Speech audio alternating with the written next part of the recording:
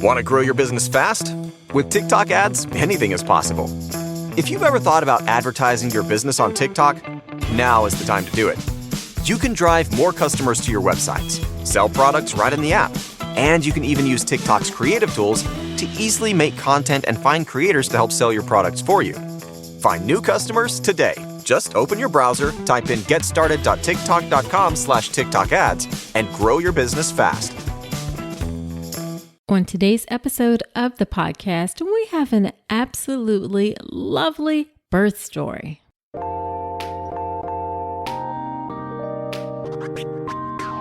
Welcome to the All About Pregnancy and Birth podcast. I'm Dr. Nicole Calloway Rankins, a board-certified OBGYN who's been in practice for nearly 15 years. I've had the privilege of helping over 1,000 babies into this world, and I'm here to help you be calm, confident, and empowered to have a beautiful pregnancy and birth. Quick note, this podcast is for educational purposes only and is not a substitute for medical advice. Check out the full disclaimer at drnicolerankins.com/disclaimer. Now let's get to it. Well, hello. Welcome to another episode of the podcast. This is episode number 88. And as always, I'm so thankful that you are spending some of your time with me today. So in this episode, we have a birth story, and this one is just a really happy, lovely birth story. It's from Ashlyn. Ashlyn describes herself as being a mid-20s, small-town Wisconsin first-time mom trying to balance life and career. She and her husband share their house with their daughter and 2 dogs, and Ashlyn said she is the queen in the house of girls. On an average weekend, you can find her out in the garden, out on the hiking trails, or relaxing watching reruns of The Office. Ashlyn reached out to be on the podcast because she had a really great experience with being induced, and she's seen the not so encouraging stories and unfortunate bad stories about labor induction, and she just really wanted to share her story as an example of how labor induction doesn't have to be scary and in fact can go very well. So that is what we are going to hear about in today's episode. Now I have another podcast episode on labor induction. That is episode number 70, and I will link that in the show notes as well. That's where I talk about what labor induction is and how it happens and reasons why it may happen.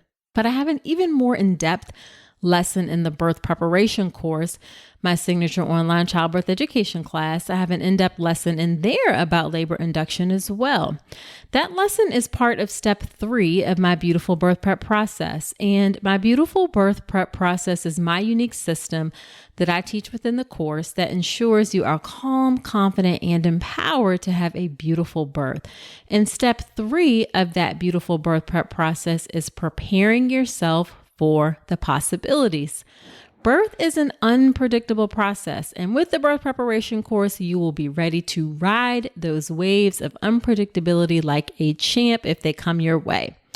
As one of my students said in the private Facebook group for the all access level of the course, she said, "I'm so grateful for all the knowledge we took from the birth preparation course to be able to ask questions as the labor induction process unfolded." You can learn all about the birth preparation course at drnicolerankins.com/enroll. The all access level with increased access to me is currently discounted at 40% off. So do check that out at drnicolerankins.com/enroll. All right, let's get into the episode with Ashlyn.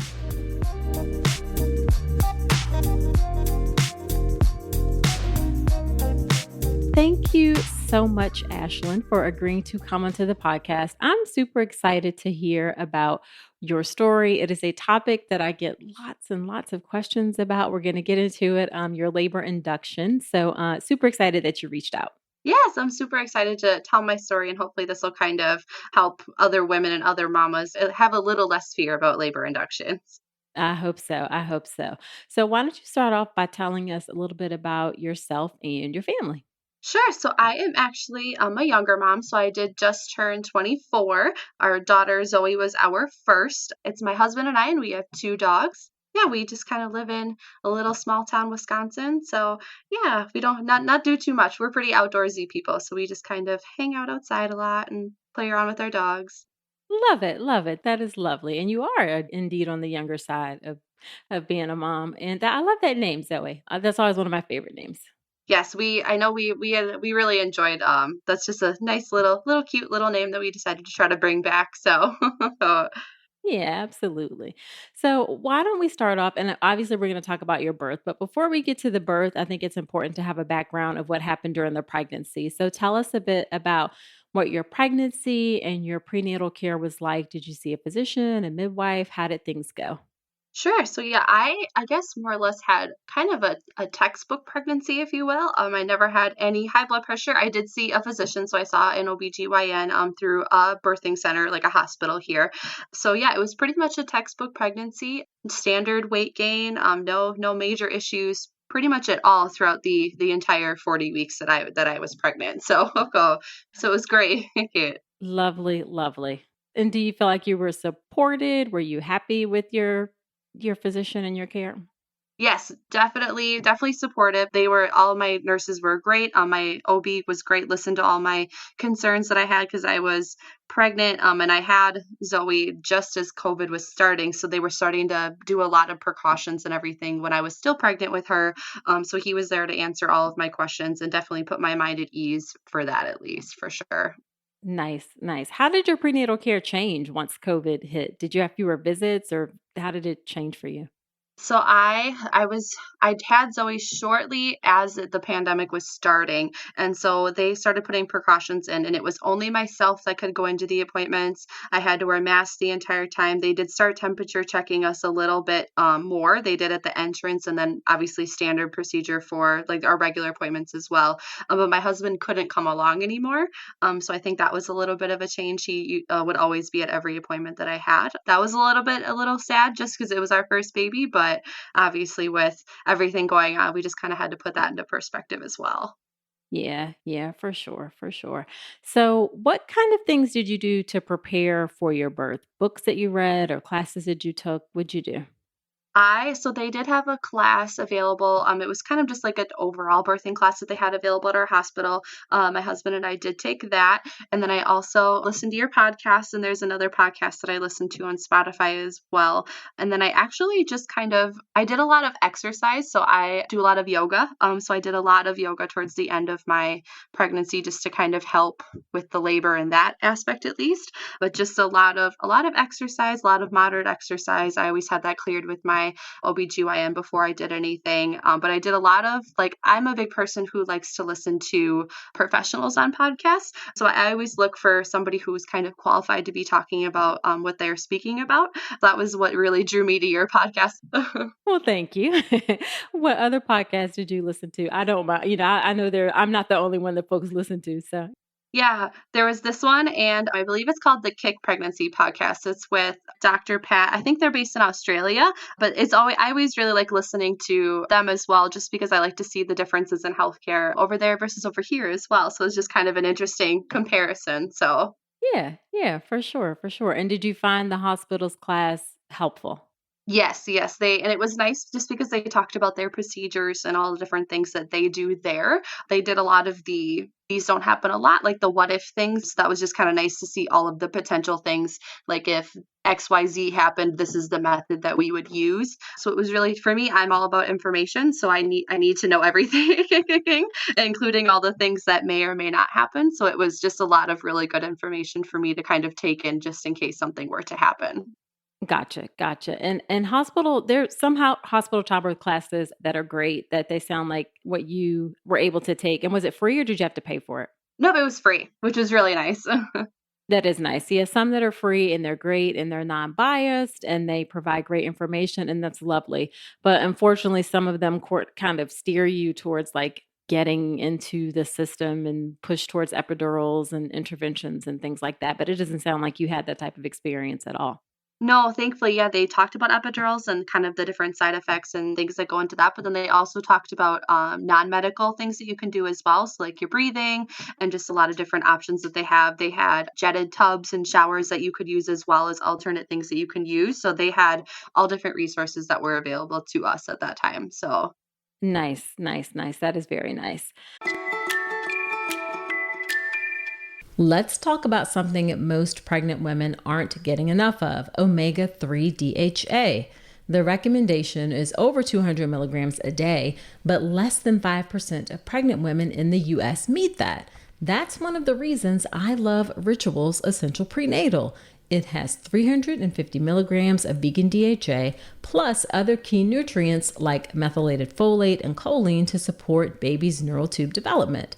As an OBGYN, I appreciate that Ritual goes beyond the basics. The formula is science-backed, third-party tested for heavy metals and microbes, and every ingredient is traceable. And the delayed release design, it's gentle on the stomach, something that really matters, especially if there's trouble with nausea during pregnancy. You deserve to know exactly what you're putting into your body, especially when it comes to prenatal multivitamins. And with Ritual's dedication to traceable science and sourcing, you always will.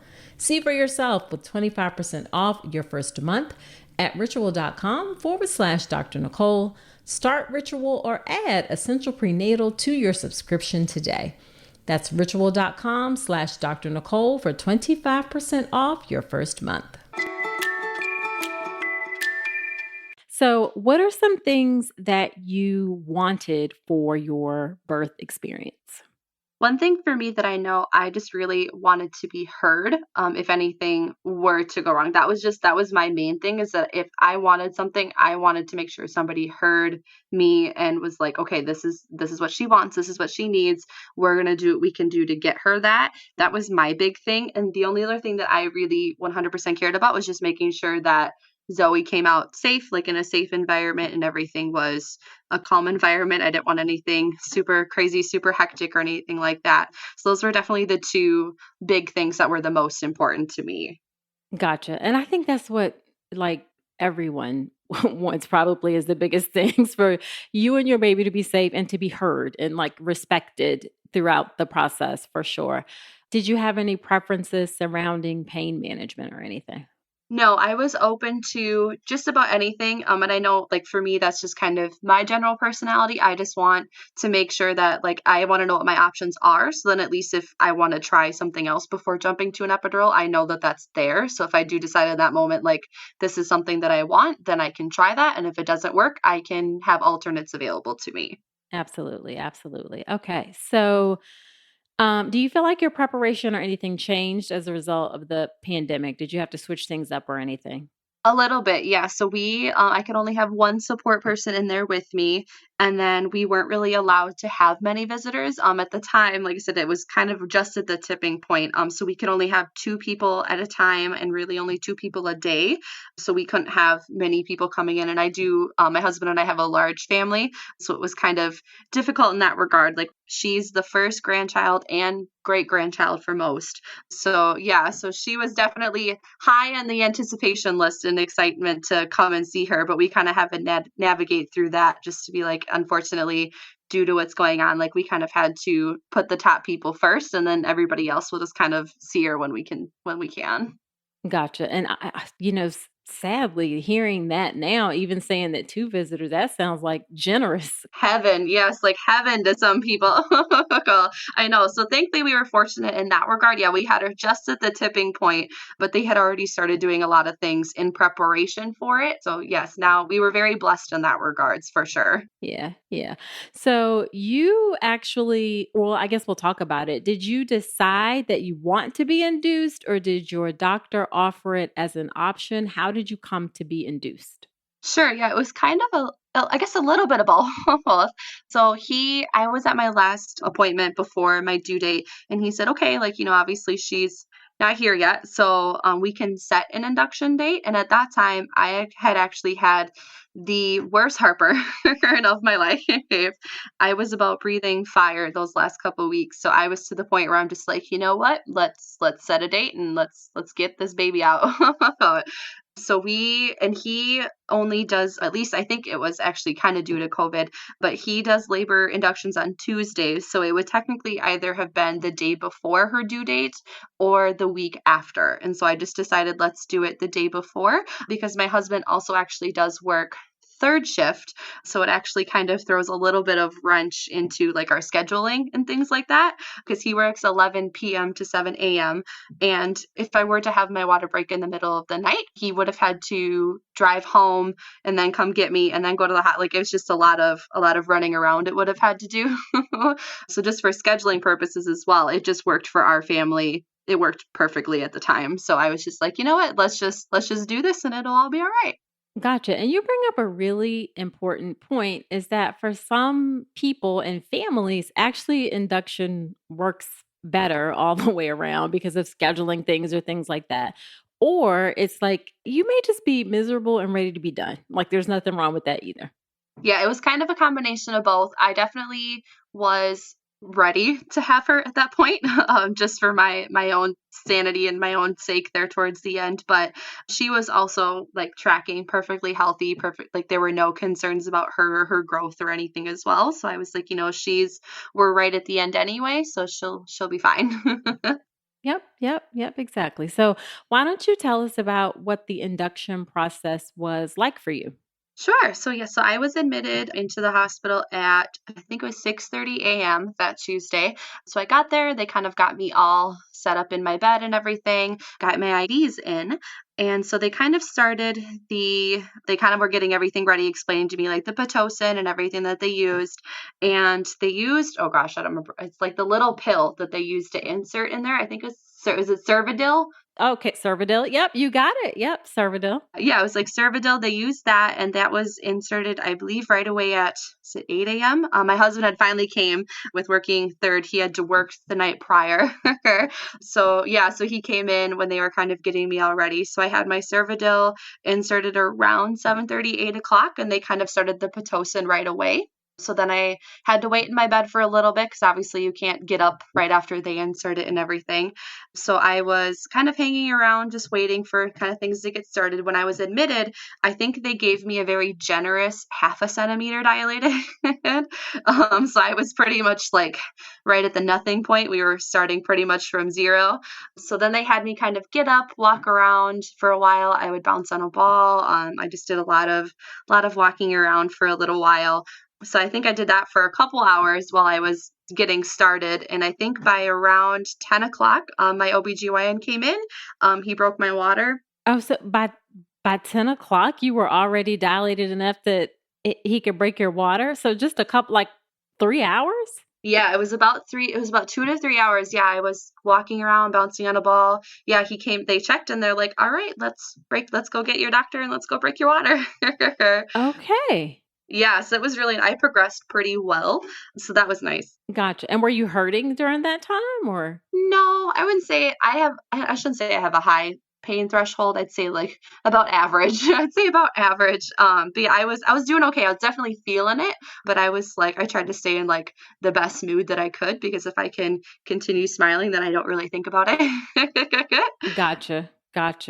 And I should say, sorry, do you mind? Was it like a discussion? Was it like we can do this and it may speed things up? Or was it kind of like, it's just time to break your water?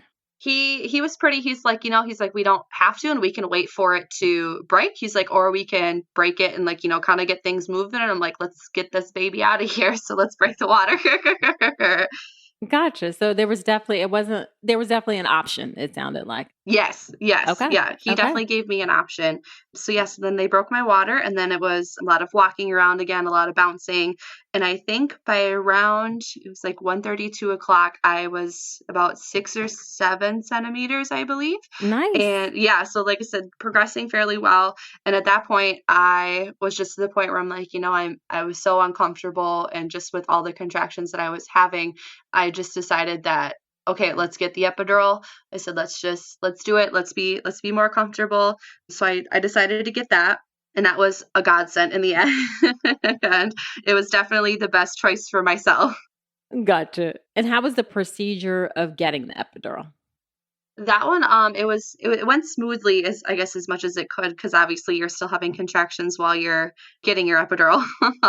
So for me, it was I feel like the stereotypical lean over, hunch over, hang onto a pillow while they put the epidural in. For me, it was a little bit different because I actually didn't know this about myself. He had inserted and then he said, "Okay, I'm not really happy with where it's placed, so I'm gonna take it out and put it back in." Okay.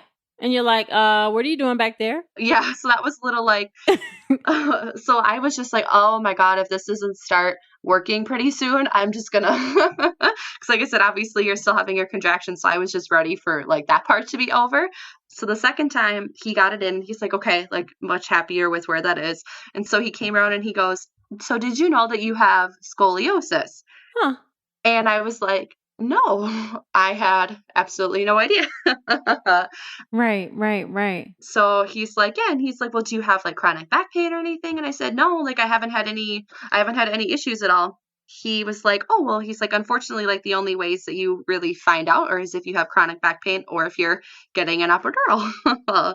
So I said, "Well, I have no idea." And he's like, "Well, the placement is in a much better place now, so you should be all set to go in the future, like as you continue." And he said, just I guess make a note of that for if you decide to have a next baby, just kind of keep that in mind, like as like you have scoliosis, so then at least if I'm not your anesthesiologist, at least they'll kind of have a heads up when they decide to do that. So that was a little bit of a wrench. Exactly, exactly. Well, that was definitely a little bit of a surprise. Yeah, yeah, for sure, for sure. Yeah. Yeah, yeah. And do you feel like he was otherwise a nice person, the anesthesiologist? He had the most calming voice I've ever heard in my entire life. It was really nice, especially 'cause like I said, you're having contractions while they're like, more or less shoving a needle into your back. So he had the most calming voice. Like it sounded just like waves crashing. I could have listened to him talk all day. So yes, he was great. Gotcha, gotcha, gotcha. That's great. That is great. Lovely, lovely. Okay, so then you get the epidural, and then what happens from there? Yes, I got the epidural. It was about between 1 and 2. It was great. I was able to just kind of once you obviously have the epidural, you're not allowed to really get up and move at all. So I got my catheter in. My 2 labor nurses were fantastic. They came in and were monitoring Zoe the entire time, just kind of making sure that she was comfortable with everything. And they would obviously have to flip me back and forth all the time. I had a lot of pillows and balls between my legs just to kind of make sure I was dilating still and everything. And I had progressed actually quicker, if that was possible, when after I had my epidural, because I had suddenly like kind of started like getting the shakes a little bit and they're like, "Oh, are you cold?" And I was like, "No." And she's like, "Well, let me check and see where you're at." And I was 9 centimeters. So I had gone from I think it was about 6 to 9 in about a half hour. Oh, wow. Okay. Yeah, so she's like, "That's why." She's like, "It's your body and, like, your adrenaline and your hormones and everything." So I was kinda shaking there for just with all of that going on. So they got me, like, some heated blankets, and I was just able to kind of relax and kinda close my eyes a little bit just to kind of relax and, I guess, prepare to have a baby in a in a very very short amount of time. Right, right, right. So that was really nice, and my husband was there the whole time. He was kind of making sure I was comfortable and keeping me laughing and smiling, so that was really good. Gotcha, gotcha. So then, how soon or when did you start when did you get to completely dilated and start pushing? I think it was shortly before 4. I was 10 centimeters dilated. I was pushing with my labor nurses and everything was going great. And I think after either one or maybe 2 or 3 rounds of pushing, they're like, "Let us go get your OB, like you're ready to have a baby."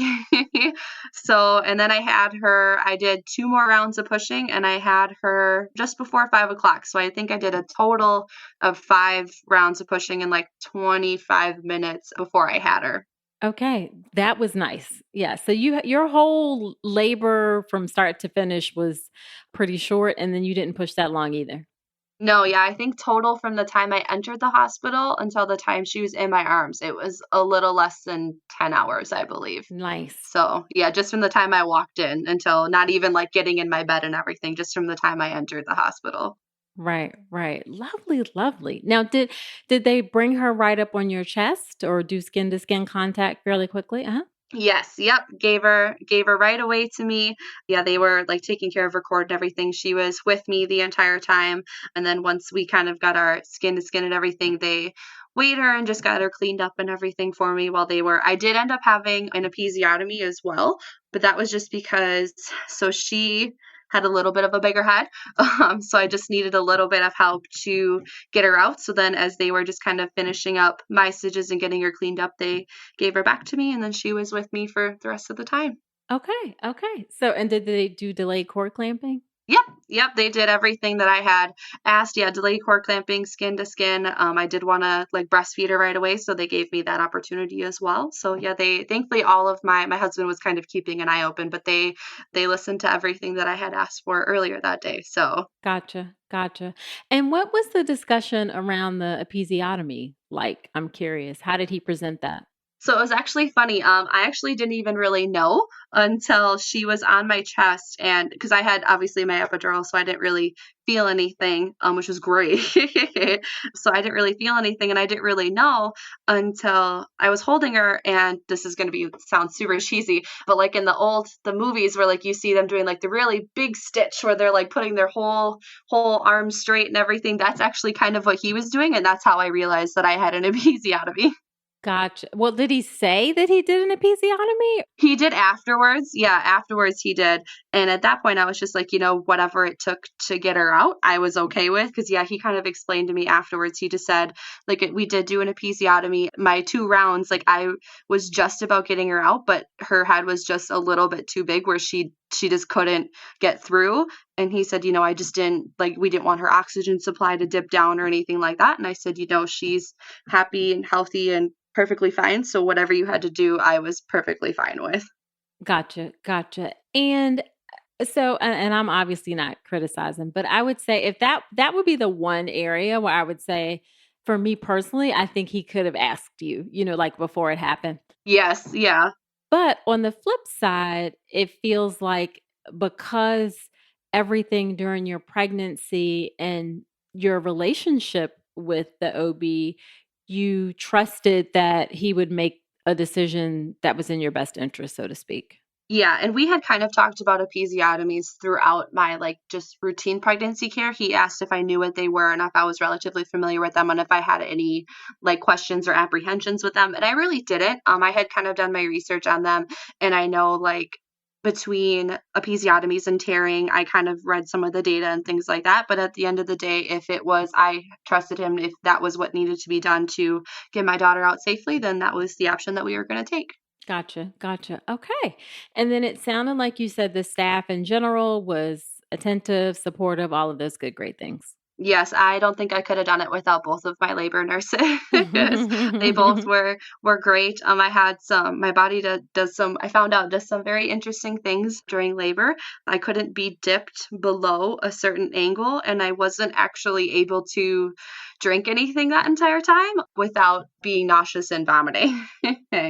So it was just, I think my body in that situation and the hormones and everything. That's just something that I wasn't able to do. So they were great. Yeah. Nausea and vomiting can be fairly common. And most people do not want to eat during labor. Yeah, yeah, I didn't eat anything during, but yeah, I couldn't drink. I couldn't do the ice chips or anything like that. And as soon as they had laid me, they tipped my bed back at one point just to kind of like, I think, get me at a better angle for when I was preparing to push, and my body said no to that. So they were amazing. They made it a very upbeat and positive environment for me the entire time. So I definitely couldn't have done it without them. Love it, love it, love it. So, did you know that other than the visitor policies, was there anything else that was being done differently because of COVID? I know they had to scrub in and out every single time they came in, so it had to be, like, wash, sanitize. They did have masks on a lot, and I know there was a couple things that they had to do, just in general throughout the maternity ward. They were having to clean every so often, and they actually were doing a fire drill that entire day. So we had, the fire alarm going off all day while I was in yeah, so it was just there's a lot of interesting things going on, and I was like, welcome to the world, baby Zoe. Thankfully, I think it had stopped by the time I had her, but it was just all day. I think it was on, and I was like, well, welcome to 2020. Right, right, right. Oh, so I think I know the answer to this question already, but how did you feel about, or how do you feel about your birth experience? And is there anything you weren't happy about? No, everything was great. Like I said, the only thing that I was like, again, I was totally fine with the episiotomies, but that was the only thing that I didn't really have like planned, if you will, going in. The epidural, it was like my option for me. I knew it was there for me, and I was just kind of gonna go with the flow and see how my labor went, and if that was something that I needed to utilize, at least I knew it was there. But everything else was just kind of go with the flow. Let's see how things roll, and we'll make our decisions from there. Gotcha, gotcha. And how do you feel like you healed physically from the episiotomy, if you don't mind me asking? Yeah, I had no issues. I had everything healed perfectly. I was able to have a follow-up visit because I had an episiotomy, because by the time my follow-up visit came, COVID was kind of in full force by that time. So I was able to go in and get everything checked, and everything healed perfectly, no issues, nothing with the stitching. So it was all good for me. Good, good, good, good, good. One thing that I have come to realize is that it's not just birth that's different during this pandemic, it is what's happening afterwards that's different as well. So, you mentioned that you have a large family. How have you navigated, and this is a very like, prized baby on both sides of the family. How have you navigated visitors during the pandemic?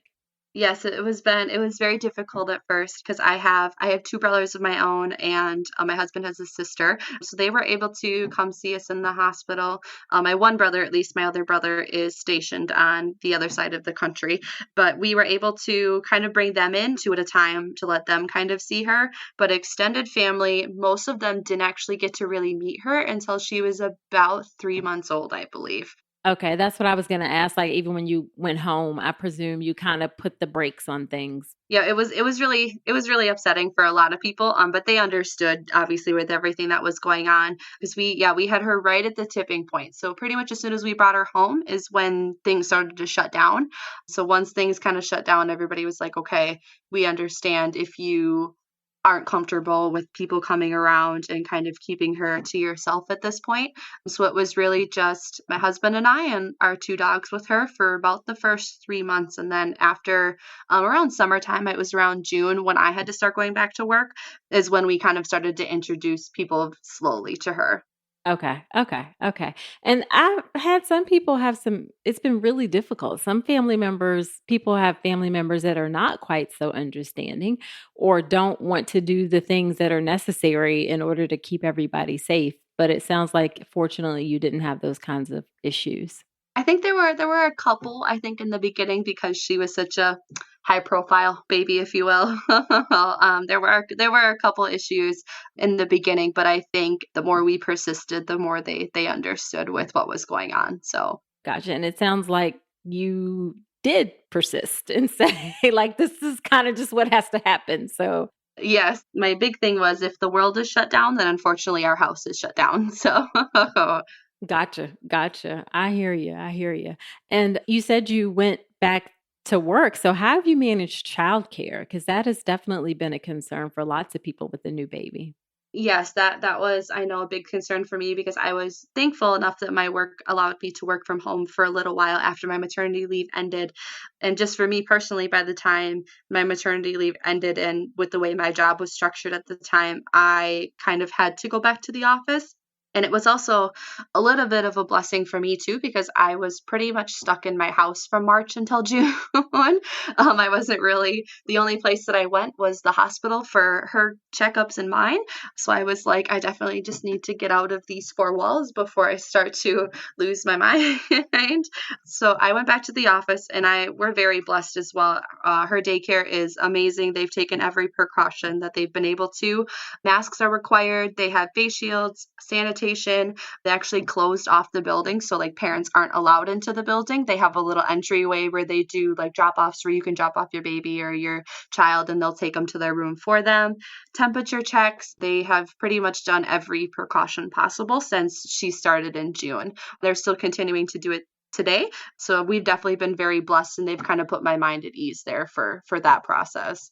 Oh, that's nice. That's very, very nice because been a really big struggle for lots of folks. Yes, definitely. And we were definitely very blessed when we were able to get her there. They've been amazing and they're always open for suggestions. And if there's anything that we feel or any of the parents feel that could be improved in their processing and how they're cleaning or doing things, they're amazing. So we're definitely very grateful for them.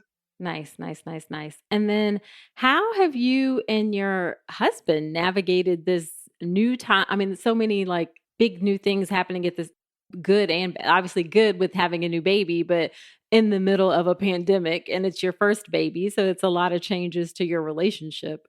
Yes, and definitely with him working third shift as well. So like that kind of always throws an extra little wrench in there. But yeah, we were spending a lot more time together than we were used to. So there was some of that, and I think that's pretty common when, like I said, when your relationship changes a little bit when you bring your first baby home and everything, and even every other baby after that, it always kind of throws a new wrench in there. But thankfully, we navigated it pretty well. I am actually a first generation breastfeeder in my family. So that was very new to me. So I didn't really have anybody to go to or a lot of resources for that. So I had to do a lot of just like research and kind of reach out to some of the people that I knew had children and see if they breastfed or if they have any like suggestions or like new ideas for me or if they can field any of my questions. Yeah, that was I think is the biggest struggle for me. But just from my family, yeah, being a first generation breastfeeder, that was a big thing for me. But I did have a friend that I worked with prior who was amazing and she was able to answer any question that I had. But she couldn't really come and see me. So we did a lot of like FaceTimes and like just text messages and I would try to describe things the best that I could. I'm like, is this normal? I don't really know. But she was able to be there for me the best that she could. But that I think was the biggest thing for me in my postpartum stage is that I couldn't really have anybody there to help me if I had questions or if I had concerns at all. Exactly, exactly. Yeah, and I was going to ask that. Had you planned on having any family come in to help initially, but then suddenly they couldn't? We had some people who we like were planning on coming for generally like a day at a time just to kind of help me out. Like, so obviously we do have two dogs and everything as well, just to kind of help me balance that out right away. But then we kind of just decided it'd be better if we didn't, just because we didn't want any other family to kind of get upset with everything else and having to limit that. So we just decided no. So we just cut everybody off. So it was just myself and my husband there. So we just kind of took it on together. Gotcha, gotcha. And do you think or did you have any trouble with postpartum depression? I did not, thankfully. I did have a friend who did, and she kind of just gave me her advice and the best warning. Like, if you start to feel this way, don't be afraid to talk to me, reach out to your doctor, reach out to the resources that you have because it is a very serious thing. Yeah, yeah, yeah. And I forgot to ask, are you still breastfeeding or pumping or Yes. okay. Yes, we are 7 months. Yes. So I pump and breastfeed still since I went back to work, but we are 7 months in now. And I am actually a donor as well. Really? Look at okay, so just first generation and an overproducer. Look at you. Yes, an overproducer. So yes, I am a donor. I did make my first big donation to the milk bank that we have in this area. So I did donate over 500 ounces. So Oh, wow. yeah, so that'll be going to the critically ill and NICU babies in the Great Lakes area. So Oh, nice, nice. That is a really good thing. I love that. I love that. So, well, just to wrap up, what would be your favorite, your best piece of advice that you would give to other women who are giving birth during this pandemic? my biggest thing, like I said, this could be my personality as well, but definitely just kind of roll with the punches while you can. We're definitely living in an unprecedented time, so don't be afraid to ask questions and get the answers that you need to feel comfortable, because at the end of the day, that's what's most important. As long as you're comfortable and your baby are happy and healthy and come into this world in the best environment that you can, that's at the end of the day what's the most important thing. So don't be afraid to ask those questions and feel comfortable in your environment. Love it, love it, love it. So, are you on social media or anything like that? I am also in your Facebook group as well. Oh, yay. Yeah, so I have had people reach out to me on Facebook because I have a lot of people do ask about induction. So I do comment a lot, and I do kind of just give my what kind of happened with me and my situation. Well, then you know a lot from being in the Facebook group, how many people post about induction. So, well, thank you. So many people, yeah, so many people. So I always try to give them my story because yeah, just because they hear a lot of the bad ones. So I always try to give them the positive one, how everything went well for me. So people can always reach out to me there. I am on Instagram as well. So people can, if they have questions or anything like that, I am more than happy to share my story and the things that happened with me. So Okay, love it. Well, thank you so much, Ashlyn. I so appreciate you coming on. This was a really great story. And thank you for your contribution in the Facebook group. That's one of the best things about that group is that I don't have to do a lot in that group. Honestly, it's the people supporting each other. yes, and everybody's really all the girls in there are great. They have a lot of questions and everybody is really warm and welcoming, and they answer a lot of questions, and I think they put a lot of people's minds at ease, especially everybody's always available for questions and reassurance. Yep, for sure, for sure. All right. Well, thanks so much, Ashlyn. Again, I appreciate it. You take care. Thank you, you as well.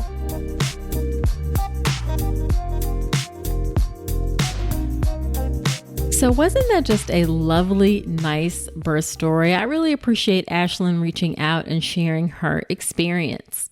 Now, after every episode of the podcast, if you've been listening, you know that when I have a guest on, I do something called Nicole's Notes, where I talk about my top 3 or 4 takeaways from the episode. So here are Nicole's notes from my conversation with Ashlyn. Number 1, it is okay if you want to be induced, all right? In Ashlyn's circumstance, she says she was having terrible heartburn. Her husband works 3rd shift and trying to coordinate that. They just felt better for them as a couple, a family, that induction was the right thing for them. And that is totally okay. If you come to that decision that you want to be induced, it's okay. If you know what you're getting into, you know what to expect, you know the risk, you know the benefits, you know how it goes. As long as you're making an informed decision, that's what you choose, then that is perfectly okay. So if you want to be induced, then go for it. Number 2, I really love her story, but I have to say that the episiotomy and her doctor not asking for consent before the episiotomy just still does not sit well with me. And it sounds like her doctor was a very lovely person, and Ashlyn would have totally given consent if he asked, if he would have taken just a second and said, hey, this is what we need to do in order for your baby to be born. I'm guessing because of the way she trusted him, she would have totally said yes.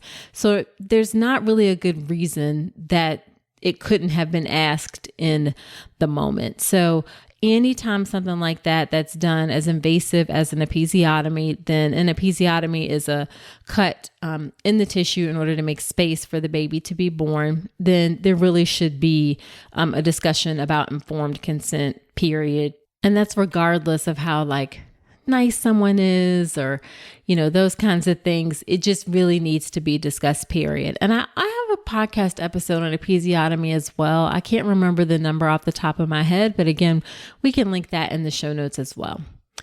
And then the final point I want to say is that Ashlyn and her husband have stood firm in that postpartum period with the visitation related to restrictions and things. I shouldn't say restrictions. I should say necessary things that need to be done as a result of COVID.